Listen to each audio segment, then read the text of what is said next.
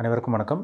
நான் ஜோதிடர் தமிழரசன் பேசுகிறேன். இந்த சேனல் ஃபஸ்ட் டைம் பார்க்குறவங்களா இருந்தீங்கன்னா சப்ஸ்கிரைப் பண்ணிக்கோங்க, பெல் பட்டனை கிளிக் பண்ணிக்கோங்க, ஆளுங்கிற ஆப்ஷன் இருக்கும், அதையும் செலக்ட் பண்ணிக்கோங்க. அப்போ தான் நாங்கள் போடுற பதிவுகள் எல்லாமே உங்களை வந்து சேரும். இன்றைக்கி நம்ம இந்த வீடியோவில் எதை பற்றி பார்க்க போகிறோம்னா மகர ராசி திருவோண நட்சத்திரத்தை பற்றி பார்க்க போகிறோம். திருவோண நட்சத்திரக்காரங்களுக்கு வர இருக்கின்ற இல்லை நடந்துகிட்டு இருக்க குரு தசை எப்படி இருக்குன்னு பார்க்கலாம். சரிங்களா? திருவோணம்ங்கிறது வந்து பார்த்திங்கன்னா சந்திரனுடைய நட்சத்திரம். அது வந்து மகர ராசியில் சனியோட வீட்டில் இருக்கும். பொதுவாகவே திருவோண நட்சத்திரக்காரங்க நல்ல ஒரு அன்பு பாசம் மிக்கவங்களாக இருப்பாங்க. ரொம்ப எமோஷனல் டைப்பாக இருப்பாங்க. பாசத்துக்கு கட்டுப்பட்டவங்க. அடுத்தவங்க மேலே உயிராக இருந்தாங்கன்னா கடைசி வரைக்கும் அதை ஃபாலோ பண்ணுவாங்க. இறக்க குணம் உள்ளவங்க சொல்லலாம். சில விஷயங்கள்லாம் அவங்க மனசை ஏற்றுக்காது. ரொம்ப ஒரு இலகன மனசு கொண்டவங்க தான் திருவோண நட்சத்திரக்காரங்க. ஆனால் உழைப்புக்கு சொந்தக்காரங்க சொல்லலாம். ஏன்னா சந்திரனுடைய நட்சத்திரம் மகர ராசியில் சனியோட வீட்டில் இருக்குது. ஒரு விஷயம் கொடுத்தாங்கன்னா கரெக்டாக அந்த வேலையை செஞ்சு முடிப்பாங்க. ஆணாக இருந்தாலும் சரி, பெண்ணாக இருந்தாலும் சரி.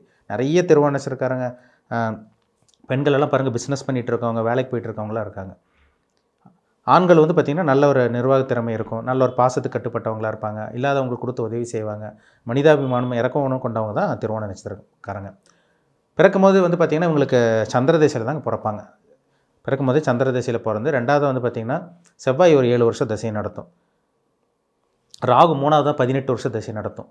4வதாக உங்களுக்கு ஒரு தசை வருங்க, குரு தசை. அதுதான் ரொம்ப முக்கியமான தசை. 30 வயசுக்கு மேலே குரு தசை வரும் உங்களுக்கு.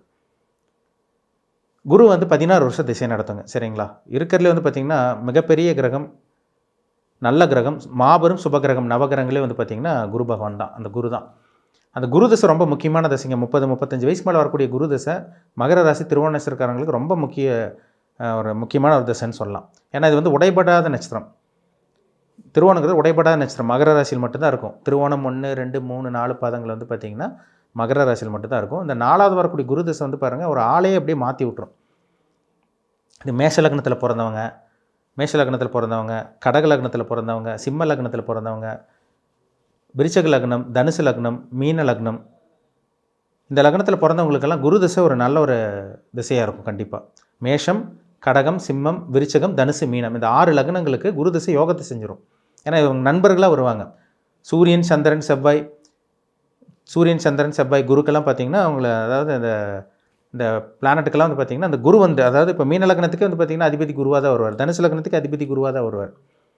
அப்போ அந்த குரு தசை வந்து யோகத்தை செஞ்சிடும். சூரியனில் சிம்ம லக்னத்தில் பிறந்தவங்களுக்கு, சந்திரனோட கடக லக்னத்தில் பிறந்தவங்களுக்கு, செவ்வாயோட மேஷ லக்னத்தில் பிறந்தவங்களுக்கு, குருவோட தனுசு மீன லக்னத்தில் பிறந்தவங்களுக்கு குரு தசை யோகத்தை செஞ்சிடும். அது குரு நல்ல இடத்துல இருந்தால் கண்டிப்பாக ஒரு அருமையான ஒரு வாழ்க்கையை வாழ்ந்துருவாங்க அவங்க. 16 வருஷம். ஒரு சில பேரில் பாருங்கள் 30 வயசுலேருந்து 40-45 வயசு வரைக்கும் நல்லா இருப்பாங்க.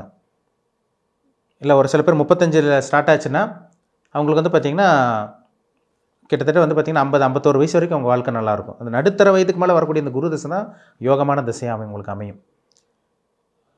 இந்த லக்னத்தில் பிறந்தீங்கன்னா கண்டிப்பாக உங்களுக்கு குரு தசை யோகத்தை தாங்க செய்யும். அது குரு வந்து பார்த்திங்கன்னா லக்னத்துக்கு 1ஆம் இடம், லக்னத்துக்கு 5ஆம் இடம், 7ஆம் இடம், 9ஆம் இடம், 11ஆம் இடத்துலலாம் குரு இருந்தால் ஒரு அபாரமான வளர்ச்சி கொடுத்துரும். 2ஆம் இடத்துல குரு இருந்தால் பொருளாதார முன்னேற்றம் கொடுக்கும். 6ஆம் இடத்துல குரு இருந்தால் கூட சுபக்கடன், நல்ல கடன் வாங்க வச்சு வெளிநாடு இந்த மாதிரி வெளிமாநிலம் போகிற மாதிரிலாம் பண்ணும். 8ஆம் இடத்துல குரு இருந்தால் திடீர் அதிர்ஷ்டம், விபரீத ராஜ்யம், சடனாக ஒருத்தர் பணக்காரன் ஆகிறது, இதெல்லாமே 8ல் இருக்க குரு தான். 9ஆம் இடத்துல இருக்க குரு நல்ல ஒரு மாற்றத்தை கொடுக்கும், நல்ல ஒரு பதவி உயர்வு, நல்ல ஒரு கௌரவமான ஒரு வாழ்க்கை இதெல்லாம் கொடுத்துருங்க. 10ல் குரு இருந்தால் கூட நல்லது பண்ணும்.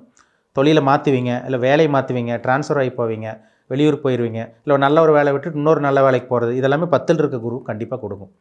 11ஆம் இடத்துல இருக்க குரு அபாரமான வளர்ச்சி, நிறைய லாபம், நிறைய பணம் சேர்த்து வைக்கிறது, பேங்க் பேலன்ஸ் அதிகரிக்கிறதுக்கு அவங்களெல்லாம் பாருங்கள் 11ல் குரு இருக்கும். அந்த 16 வருஷம் ரொம்ப ரொம்ப நல்லா இருப்பாங்க. 12ஆம் இடத்துல இருக்க குரு வந்து பார்த்திங்கன்னா குரு தசை நடக்கும்போது நல்ல தூக்கம் இருக்கும், அயன சயன போகம் ஸ்தானம் சொல்லுவாங்க, நல்ல ஒரு வாழ்க்கை, வெளிநாட்டு பிரயாணம், பிறந்தூர் விட்டு வெளியூர் போகிறது, வெளிநாடு போகிறது, வெளியூர்லேயே செட்டில் ஆகிறது, இதெல்லாமே 12ல் இருக்க குரு ஏற்படுத்தும் அந்த குரு தசையில். ஆனால் குருவோட வந்து சனி சேரக்கூடாது.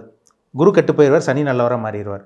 குருவோட செவ்வாய் சேரலாம், ஆனால் குருவோட சனி சேரக்கூடாது, குருவோட ராகு கண்டிப்பாக சேரவே கூடாதுங்க. அது கிரகண தோஷத்துக்கு மாதிரி வந்துடும் உங்களுக்கு. குரு ராகு சேர்ந்தால் கூட கம்ப்ளீட்டாக குருவுக்கு எடுத்துருவார் ராகு. ஆனால் குரு வந்து கேது கூட சேரலாம், அது கேல யோகம்னு சொல்லுவாங்க.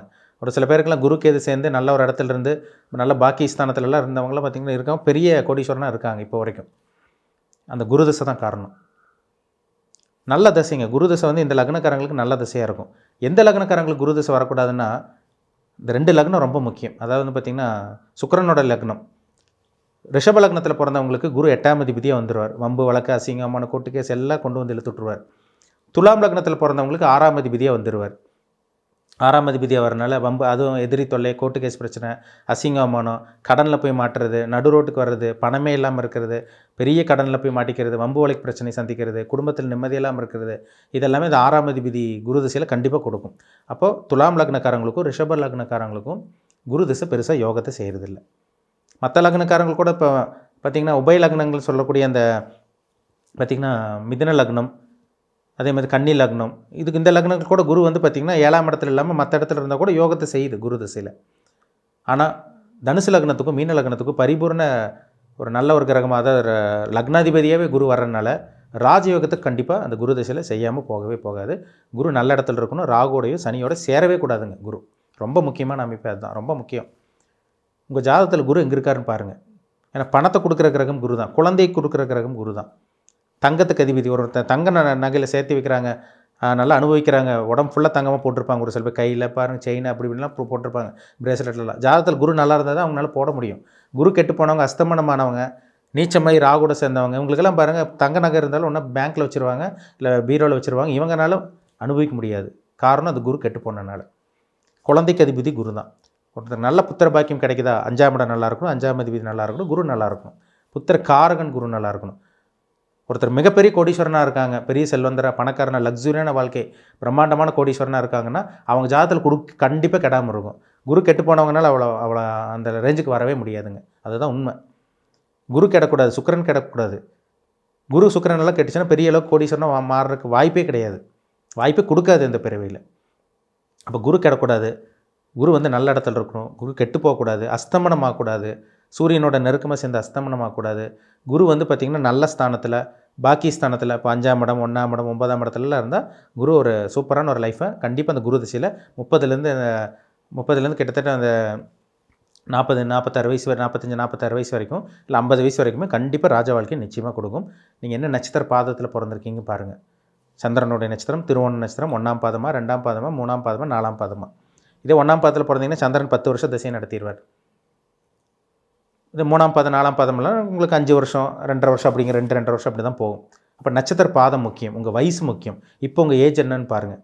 நீங்கள் 30 வயசு மேலே இருக்கீங்களா, இல்லை 26 27 வயசில் இருக்கீங்களா, இன்னும் உங்களுக்கு குருதசை ஸ்டார்ட் ஆகுமா, இல்லை குருதசை பாதியில் இருக்கீங்களா, என்ன தசாபுத்தி, அதாவது என்ன கிரக ஆதிபத்தியம் போயிட்டுருக்கு, குரு நல்லவரா உங்களுக்கு கெட்டவரா, இது பார்த்து தெளிவாக தெரிஞ்சுக்கோங்க. அது ரொம்ப ரொம்ப முக்கியம். சரிங்களா? அப்போ தான் உங்களுக்கே ஒரு தெளிவு கிடைக்கும்.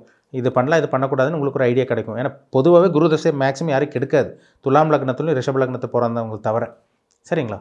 செக் பண்ணுங்கள். உங்கள் லைஃப் அடுத்த கட்டத்துக்கு கண்டிப்பாக உங்களால் கொண்டு போக முடியும். செக் பண்ணிக்கோங்க, குரு எங்கே இருக்காருன்னு பார்த்து தெளிவாக தெரிஞ்சுக்கோங்க. மீண்டும் அடுத்த பதிவில் சந்திக்கும் வரை உங்களிடமிருந்து விடைபெறுவது உங்கள் ஜோதிடர் தமிழரசன். இந்த சேனல் பிடிச்சிருந்தா உங்கள் நண்பருக்கு உறவினருக்கும் ஷேர் பண்ணுங்கள், லைக் பண்ணுங்கள், சப்ஸ்கிரைப் பண்ணுங்கள், பெல் பட்டனை கிளிக் பண்ணிக்கோங்க, ஆளுங்கிற ஆப்ஷன் இருக்கும், அதையும் செலக்ட் பண்ணிக்கோங்க. அப்போ தான் நாங்கள் போடுற பதிவுகள் எல்லாமே உங்களை வந்து சேரும். நன்றி, வணக்கம்.